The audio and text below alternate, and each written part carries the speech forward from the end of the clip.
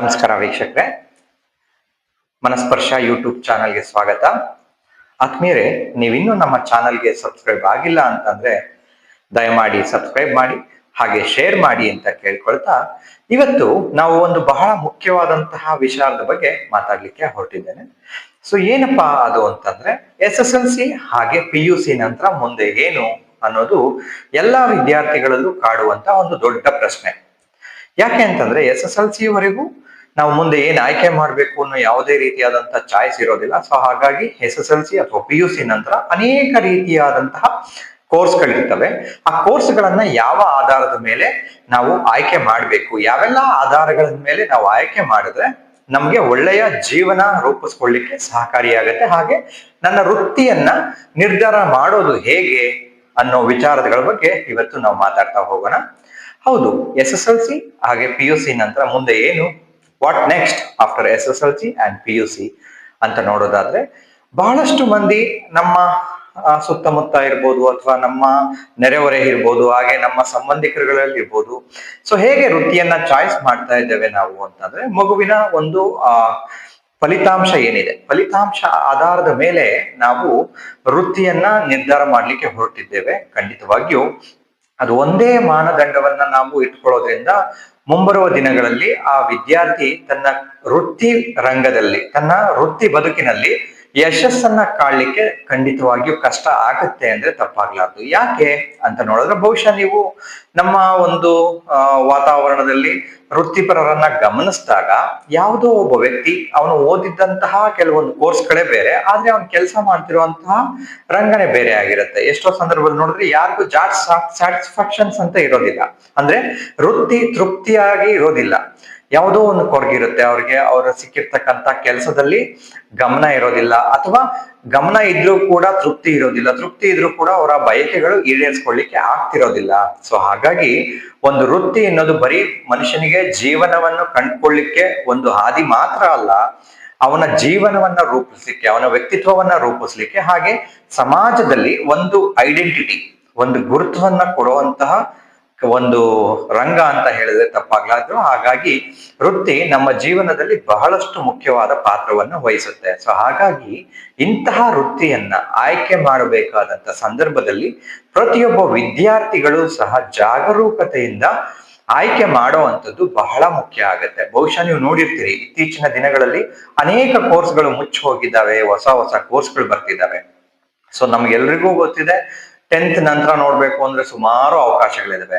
So arts ಇದೆ, science ಇದೆ, commerce ಇದೆ, ಡಿಪ್ಲೊಮೊ ಇದೆ, ITI ಇದೆ, ಹೋಟೆಲ್ ಮ್ಯಾನೇಜ್ಮೆಂಟ್ ಇದೆ, ಹೀಗೆ ಅನೇಕ ರೀತಿಯಾದಂತಹ ವಿವಿಧ ಬಗೆಯ ಕೋರ್ಸ್ಗಳು ನಮ್ಮ ಜೊತೆನಲ್ಲೇ ಇದಾವೆ. ಹಾಗಾಗಿ ನಮ್ಮ ಮಕ್ಕಳಿಗೆ ಕನ್ಫ್ಯೂಸ್ ಆಗೋದು ಯಾಕಪ್ಪ ಅಂತಂದ್ರೆ, ನಾನು ಏನ್ ಮಾಡ್ಬೇಕು, ಇಷ್ಟೊಂದಿದೆ, ನಾನು ಇದರಲ್ಲಿ ಯಾವ್ದು ಸೂಟ್ ಆಗತ್ತೆ, ನಾನು ಇದರಲ್ಲಿ ಯಾವ್ದನ್ನ ಆಯ್ಕೆ ಮಾಡಿದ್ರೆ ನನ್ನ ಜೀವನ ಬಹಳ ಖುಷಿಯಾಗಿರುತ್ತೆ ಅನ್ನೋ ಒಂದು ದೊಡ್ಡ ಪ್ರಶ್ನೆ ಎಲ್ರಿಗೂ ಕಾಡುವಂಥದ್ದು.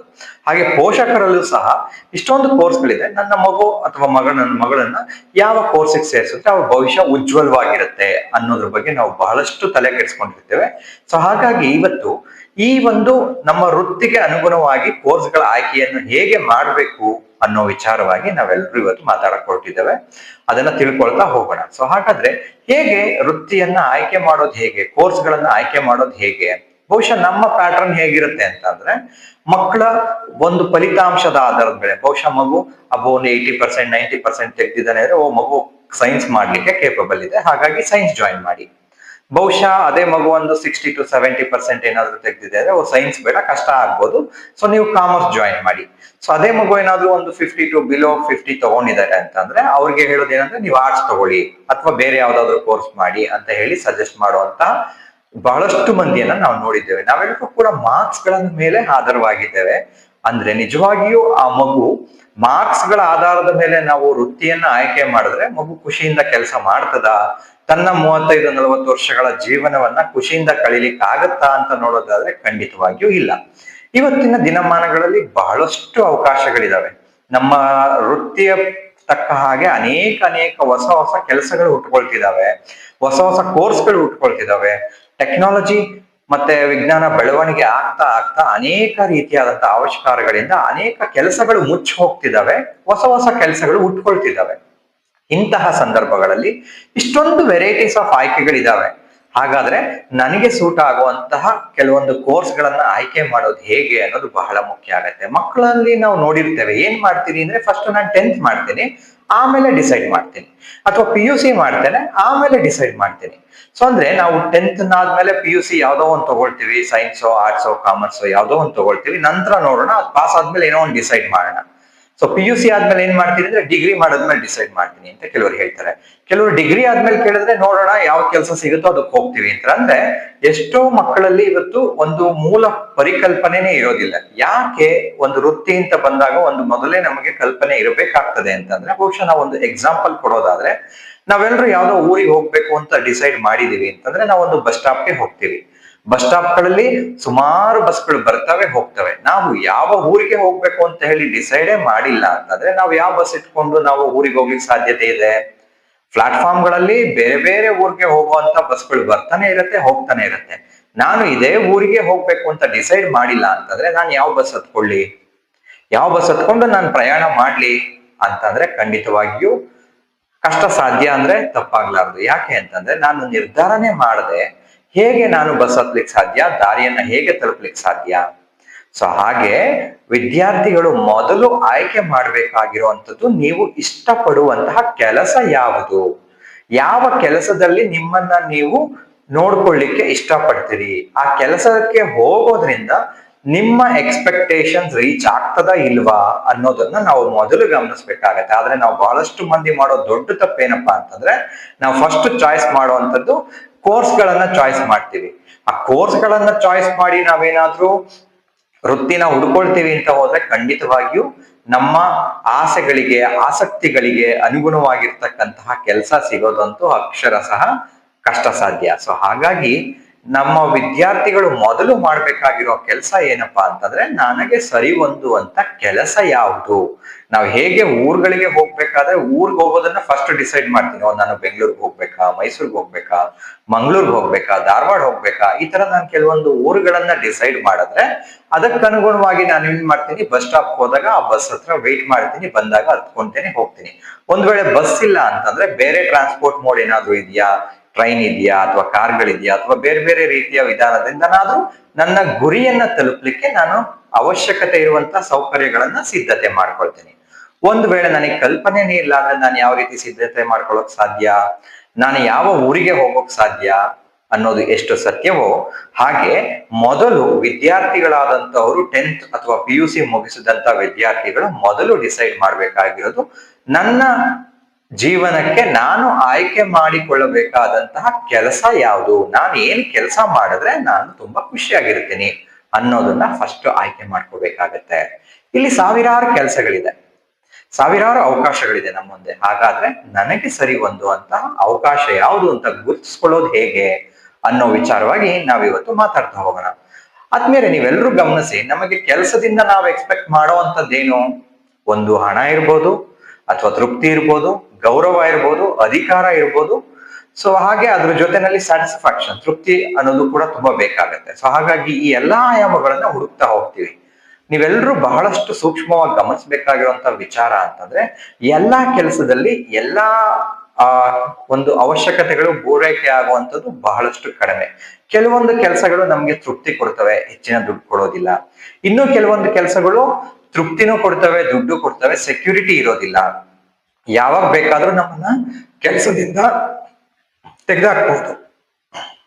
ಹಾಗೆ ಇನ್ನು ಕೆಲವೊಂದು ವೃತ್ತಿಗಳಿರ್ತವೆ, ಅವು ಸ್ಯಾಟಿಸ್ಫ್ಯಾಕ್ಷನ್ ಕೊಡ್ತವೆ, ಆದ್ರೆ ಯಾವುದೇ ರೀತಿಯಾದಂತಹ ರೆಕಗ್ನೇಷನ್ ಇರೋದಿಲ್ಲ ಸೊಸೈಟಿನಲ್ಲಿ. ಸೊ ಹೀಗೆ ಅನೇಕ ರೀತಿಯಾದಂತಹ ವೈಪರೀತ್ಯಗಳು ಇದ್ದೇ ಇರುತ್ತೆ. ಅದರಲ್ಲಿ ಬಹಳ ಮುಖ್ಯವಾಗಿ ನನಗೆ ಅವಶ್ಯಕತೆ ಇರುವಂತದ್ದೇನು ಅನ್ನೋದನ್ನ ವಿದ್ಯಾರ್ಥಿಗಳು ಮೊದಲು ಡಿಸೈಡ್ ಮಾಡ್ಕೊಳ್ಬೇಕಾಗತ್ತೆ. ನಂತರ ವೃತ್ತಿಗಳನ್ನ ಆಯ್ಕೆ ಮಾಡೋದು ಹೇಗೆ ಅಂತ ನೋಡೋದಾದ್ರೆ, ಬಹಳಷ್ಟು ಮಂದಿಯನ್ನ ನೋಡಿದಾಗ ಕೆರಿಯರ್ ಅಲ್ಲಿ ಸಕ್ಸಸ್ ನ ಕಾಣ್ಲಿಕ್ಕೆ ಸಾಧ್ಯತೆ ಆಗೋದಿಲ್ಲ. ಸೊ ಆ ಕೆರಿಯರ್ ಸಕ್ಸಸ್ ಕಾಣ್ಲಿಕ್ಕೆ ಸಾಧ್ಯತೆ ಆಗದಿರೋದಕ್ಕೆ ಕಾರಣ ಏನು ಅಂತ ನೋಡೋದಾದ್ರೆ, ಬಹಳಷ್ಟು ಮುಖ್ಯವಾಗಿ ಅವರು ಮಾಡುವಂತಹ ಕೆಲಸಕ್ಕೆ ಹಾಗೆ ಅವರ ವ್ಯಕ್ತಿತ್ವಕ್ಕೆ ಒಂದಕ್ಕೊಂದಕ್ಕೆ ಸಂಬಂಧನೇ ಇರೋದಿಲ್ಲ. ಅವರ ವ್ಯಕ್ತಿತ್ವನೇ ಬೇರೆ ಇರುತ್ತೆ, ಆದ್ರೆ ಅವ್ರು ಮಾಡುವಂತ ಕೆಲಸಗಳೇ ಬೇರೆ ಇರುತ್ತೆ. ಹಾಗಾದ್ರೆ ನಮ್ಮ ಕೆಲಸ ನಮ್ಮ ವ್ಯಕ್ತಿತ್ವಕ್ಕೆ ಕೂಡ ಹೊಂದಾಣಿಕೆ ಆಗಬೇಕು. ಇನ್ನೊಂದು ಭಾಗದಲ್ಲಿ ನೋಡೋದಾದ್ರೆ ನಾವು ಮಾಡುವಂತ ಕೆಲಸ ನಮ್ಮ ಆಸಕ್ತಿಗೆ ಅನುಗುಣವಾಗಿರ್ಬೇಕು. ಎಷ್ಟೋ ಸಾರಿ ನಮ್ಮ ಆಸಕ್ತಿನೇ ಬೇರೆ ಇರುತ್ತೆ, ನಾವು ಮಾಡುವಂತ ಕೆಲಸಗಳೇ ಬೇರೆ ಇರುತ್ತೆ. ಹಾಗಿದ್ದಾಗ್ಲೂ ಕೂಡ ನಾವು ಕೆರಿಯರ್ ಅಲ್ಲಿ ಗ್ರೋತ್ ಅನ್ನ ಕಾಣ್ಲಿಕ್ಕೆ ಆಗೋದಿಲ್ಲ.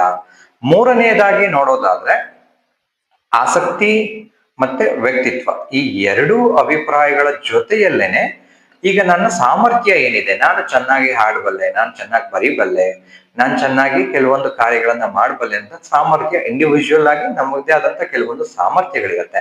ಆ ಸಾಮರ್ಥ್ಯಕ್ಕೆ ಅನುಗುಣವಾಗಿ ನಾವೇನಾದ್ರೂ ಆಯ್ಕೆ ಮಾಡ್ಕೊಂಡ್ರೆ ಖಂಡಿತವಾಗಿಯೂ ಒಂದು ಕರಿಯರ್ ಸಕ್ಸಸ್ ಅನ್ನ ನೋಡ್ಲಿಕ್ಕೆ ಸಾಧ್ಯತೆ ಆಗುತ್ತೆ. ಬಹಳ ಮುಖ್ಯವಾಗಿ ಒಂದು ವೃತ್ತಿ ಅಂತ ಬಂದಾಗ ಆ ವೃತ್ತಿ ಆ ವ್ಯಕ್ತಿಯ ವ್ಯಕ್ತಿತ್ವಕ್ಕೆ ಹೊಂದಾಣಿಕೆ ಆಗ್ಬೇಕು, ಹಾಗೆ ಆ ವೃತ್ತಿ ಆ ವ್ಯಕ್ತಿಯ ಸಾಮರ್ಥ್ಯಕ್ಕೆ ಹೊಂದಾಣಿಕೆ ಆಗ್ಬೇಕು, ಹಾಗೆ ಆ ವೃತ್ತಿ ಅವನ ಆಸಕ್ತಿಗೆ ಅನುಗುಣವಾಗಿರ್ಬೇಕು. The career should match with a personality, and career should match with an interest, and career should match with potential.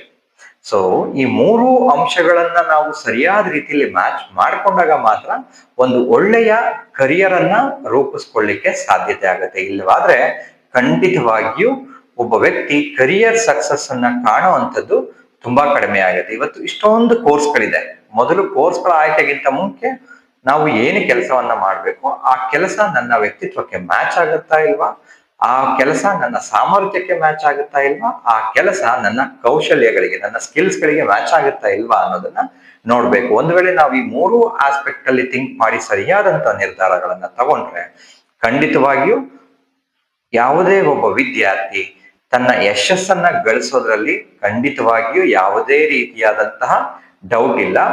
ಅವರ ಕರಿಯರ್ ಕೂಡ ತುಂಬಾ ಚೆನ್ನಾಗಿರುತ್ತೆ, ಹಾಗೆ ಅವರ ಬಯಸಿದಂತಹ ಸೌಕರ್ಯಗಳು ಅವರಿಗೆ ಸಿಗೋದ್ರಿಂದ ಖಂಡಿತವಾಗಿಯೂ ಅವರು ಗ್ರೋತ್ ಕೂಡ ತುಂಬಾ ಚೆನ್ನಾಗಿರುತ್ತೆ. ಸೊ ಹಾಗಾಗಿ ಒಂದು ವೃತ್ತಿ ಅಂತ ಆಯ್ಕೆ ಮಾಡ್ಬೇಕಾದಾಗ ಈ ಎಲ್ಲಾ ಅಂಶಗಳು ಬಹಳ ಮುಖ್ಯ ಆಗತ್ತೆ. ಈ ಅಂಶಗಳ ಆಧಾರವಾಗಿಸ್ಕೊಂಡು ನಾವೇನಾದ್ರೂ ನಮ್ಮ ವೃತ್ತಿ ಬದುಕನ್ನ ಚಾಯ್ಸ್ ಮಾಡಿದ್ರೆ ಖಂಡಿತವಾಗಿಯೂ ಯಶಸ್ಸಿನ ಮೆಟ್ಟಿಲನ್ನ ಬಹಳಷ್ಟು ಬೇಗ ಹತ್ಬೋದು, ಹಾಗೆ ತೃಪ್ತಿದಾಯಕ ಜೀವನವನ್ನ ಕೂಡ ನಡೆಸ್ಬೋದಾಗತ್ತೆ. ಸೊ ಹಾಗಾಗಿ ವಿದ್ಯಾರ್ಥಿಗಳೇ, ಮೊದಲು ನೀವು ಡಿಸೈಡ್ ಮಾಡ್ಬೇಕಾಗಿರುವಂತದ್ದು ನೀವು ಇಷ್ಟಪಡುವಂತಹ ಕೆಲಸ ಯಾವುದು, ಆ ಕೆಲಸ ನಿಮ್ಮ ಅಗತ್ಯತೆಗಳನ್ನ ಪೂರೈಸ್ತದಾ ಇಲ್ವಾ, ಅದರ ಜೊತೆಯಲ್ಲಿ ಆ ಕೆಲಸ ನಿಮ್ಮ ವ್ಯಕ್ತಿತ್ವಕ್ಕೆ ಹೊಂದಾಣಿಕೆ ಆಗತ್ತಾ, ಆ ಕೆಲಸ ನಿಮ್ಮ ಆಸಕ್ತಿಗೆ ಹೊಂದಾಣಿಕೆ ಆಗತ್ತಾ, ಅಥವಾ ಆ ಕೆಲಸ ನಿಮ್ಮ ಸಾಮರ್ಥ್ಯಕ್ಕೆ ಹೊಂದಾಣಿಕೆ ಆಗತ್ತಾ ಅನ್ನೋದನ್ನ ಸಂಪೂರ್ಣವಾಗಿ ಅರ್ಥೈಸ್ಕೊಳ್ಳಿ. ಒಂದು ವೇಳೆ ಗೊಂದಲಗಳೇನಾದ್ರೂ ಇದ್ರೆ, ಅಥವಾ ಇಷ್ಟೊಂದು ಕೋರ್ಸ್ಗಳಲ್ಲಿ ನನ್ನ ವ್ಯಕ್ತಿತ್ವವನ್ನ ತಿಳ್ಕೊಳ್ಳೋದು ಹೇಗೆ, ನನ್ನ ಆಸಕ್ತಿಯನ್ನ ತಿಳ್ಕೊಳ್ಳೋದು ಹೇಗೆ, ನನ್ನ ಸಾಮರ್ಥ್ಯಗಳನ್ನ ತಿಳ್ಕೊಳ್ಳೋದು ಹೇಗೆ ಅನ್ನೋಂತ ಕೆಲವೊಂದು ಪ್ರಶ್ನೆಗಳು ಕೆಲವರಲ್ಲಿ ಇರುತ್ತೆ.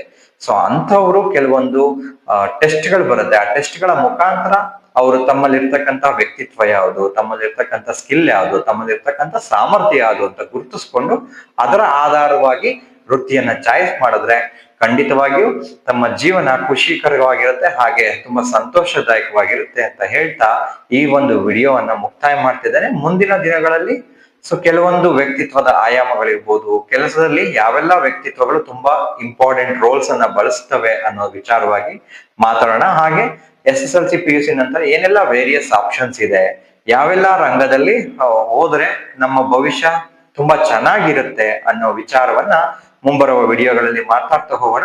ಅಲ್ಲಿವರೆಗೆ ಎಲ್ರಿಗೂ ಧನ್ಯವಾದಗಳು. Thank you.